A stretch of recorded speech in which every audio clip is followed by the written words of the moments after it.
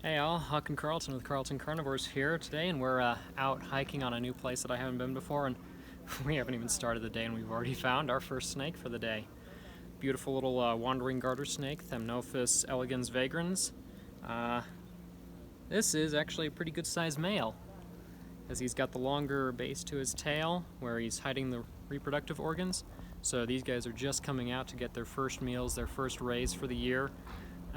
And today is an absolutely beautiful day for them to be out too. So hopefully we'll find a few more of these guys. Welcome back to another video. This April has actually proven to be a rather difficult one to find things in.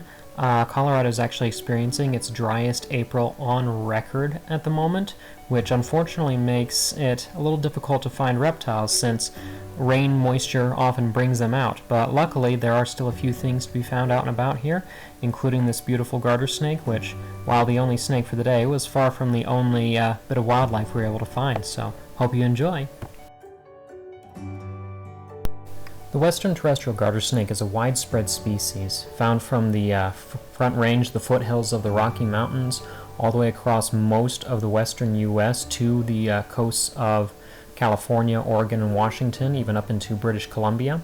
And the wandering garter snake is the most widespread of those species, taking up most of the range and only replaced by other subspecies along the coasts of California and Oregon. These guys can grow up to about 3 feet long, and though overall relatively drab compared to many other garter snakes, are still very variable in color. I found a few that looked almost like they were covered in paprika with their color. And they tend to eat fish, frogs, and as the name western terrestrial suggests, they can be found quite a ways from water as well, and so will often take rodents as well. This species, and garter snakes in general, I like to use as an example of a lesson I like to try and teach, in that venomous does not necessarily mean dangerous.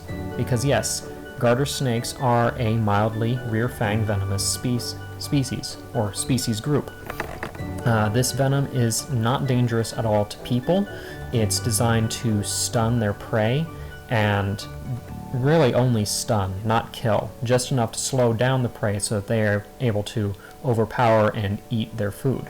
To us, you'd have to have a garter snake that was really ornery and sat there chewing on your arm for 10-15 minutes to actually get anything from them. And at most, from this, which is perhaps the most potent species, you might get a rash for a day or two. So, as you can see, we're pretty lax on handling these guys. We don't worry about them. So, they may be venomous, but to people, they are still harmless animals. And that applies to many venomous animals around the world. And just like most, they really don't want anything to do with us. Rather, they just like to get away and leave us to what we're doing, leave them to what they're doing.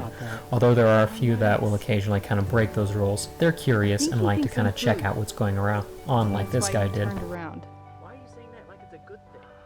Look at that face. Because it is a good thing. He came back and he looks so naturalistic. Food is not a good thing. Yeah, he thinks you're a female, you're taking on like that. Oh, that makes sense. Which you are a female, but I the am a wrong girl. species. It works. Not gonna lie, my king snake male sometimes does the twitching when I'm holding him.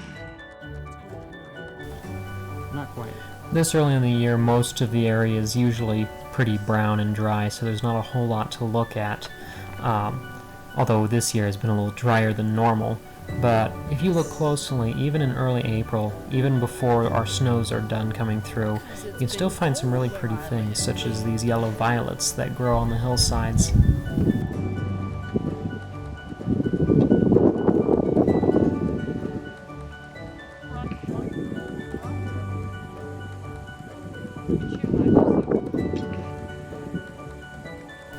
Unfortunately, besides them and the one garter snake, there wasn't a whole lot else to find on this particular section of the trail, so we soon relocated to another place that had a little bit more moisture and a little bit more wildlife to see. The chorus frogs have begun to sing.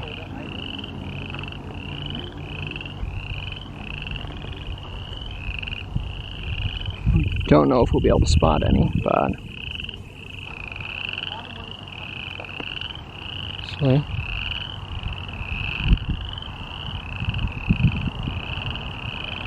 Around here we have the boreal chorus frog subspecies.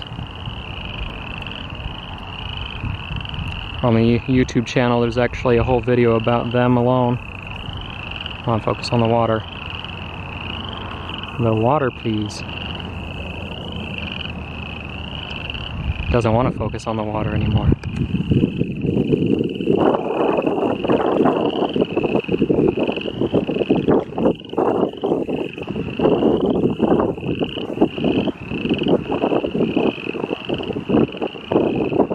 There we go.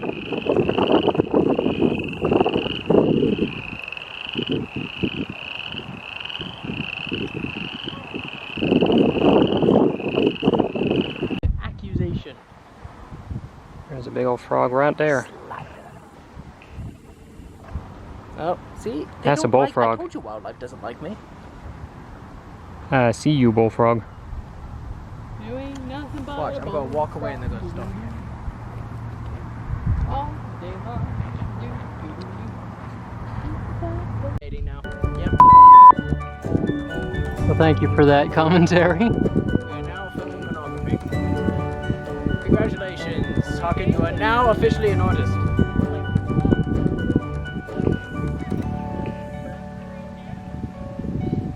I had to kick two people out because they were doing it rough and heavy to the lions in the African area by Morgan Freeman. So, pleasant memories.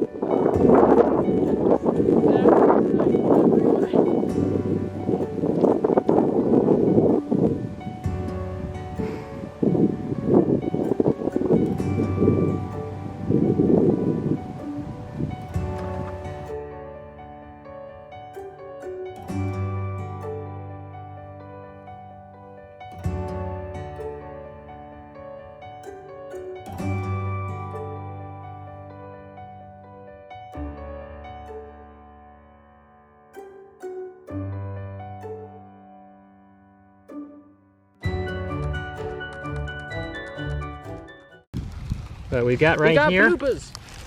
Oops. Oh my gosh, she's so tiny. This is an adult boreal chorus frog. Let me hold him right like this, and this is probably the best look I've ever gotten at one with his great stripes there. The last one that I got photos of, his throat was all puffed out because he was still calling. This guy's just kind of hanging out in this ephemeral wetland here, because during outside their actual breeding time, they will go find relatively dry areas to kind of overwinter, and so they don't actually live in the permanent waterways, and rather they choose these ephemeral areas to breed because there's no fish to eat their babies. And so these guys are a subspecies of the western chorus frog, which is found across most of the central and western US, Pseudacris triceriata. He is absolutely beautiful in the sun here too. And you notice I've got my hands, I'm trying to keep them kind of wet because we do not want to dry these guys out. And you also kind of want to wash the oils off your hands so that these guys don't absorb too many of those. So we won't hold him out too long because we don't want him to dry out. So we'll put him back very shortly. Tiny as these guys are though, they're pretty hardy, and Arizona and New Mexico actually represent the southernmost end of their range, but they also extend all the way up into Canada. Here in Colorado, they can be found quite a ways up into the mountains, up to 12,000 feet. Froggy's making his way the wrong direction here.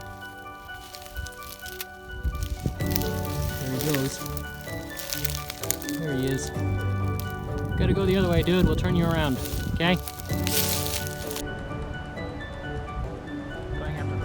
We got ourselves a leopard frog here. Getting video now just in case I can't catch him. This is a northern leopard frog. Plains leopard frog, found a little bit further east, is classed as endangered here in Colorado. Alright, we'll see. Get a couple good photos and then we'll see if I can grab him.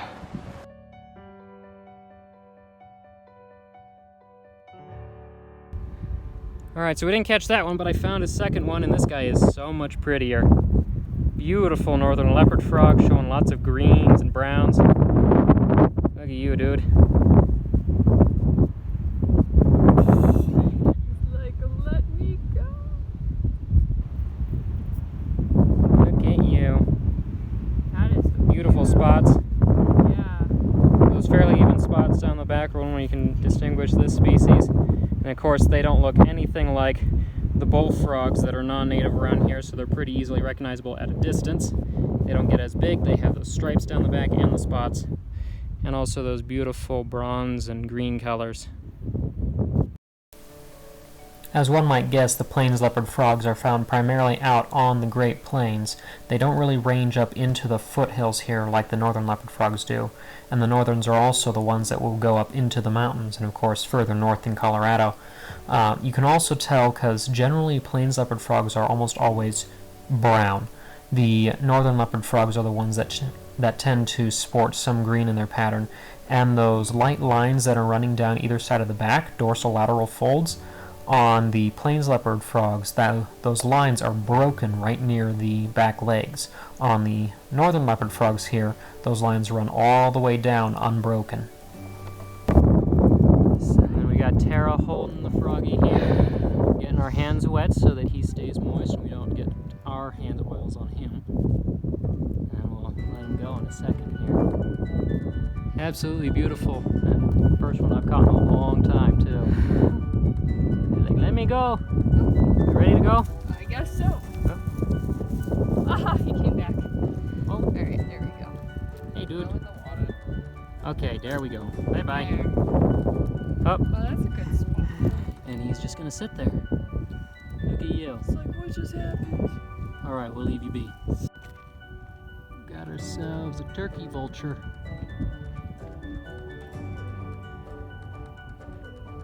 With the chorus frogs in the background, if you can hear it.